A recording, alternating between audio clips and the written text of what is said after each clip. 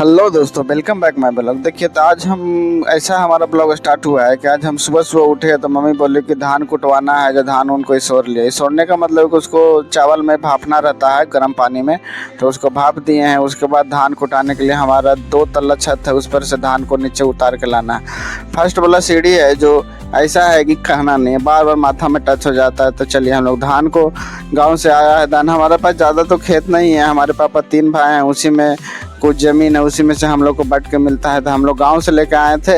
हम मम्मी यहाँ धान को सोर दिए, उसके बाद हम उसको बाहर निकालते हैं। और देखिए, बाहर हम लोग निकाल के अब 2 तल्ला से सीधे नीचे आ गए हैं। अब ले जाने के लिए क्या प्रक्रिया था, कार हम लोग कार जो लिए उसमें छोटा मोटा जो काम रहता है हम लोग इसी से कर लेते हैं, क्योंकि इससे क्या है कि इसमें तेल भरा लिए तो हम लोग अपना भी यूज कर लेते हैं।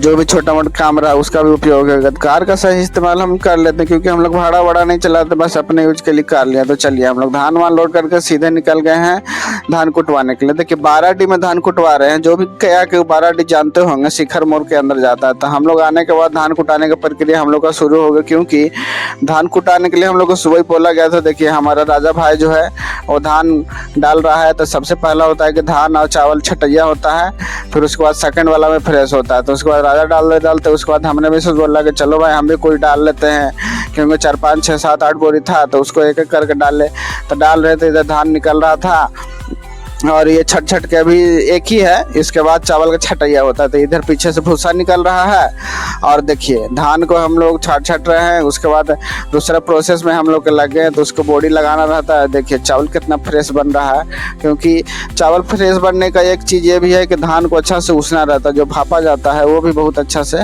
तो चलिए, अब इधर भूसा वगैरह धान कुटा गया, तो भूसा पैक होता है। तो 2-3 बोरा भूसा हुआ, बाकी जो चावल उसको गाड़ी में लोड करके अब हम लोग निकल गए हैं घर की ओर।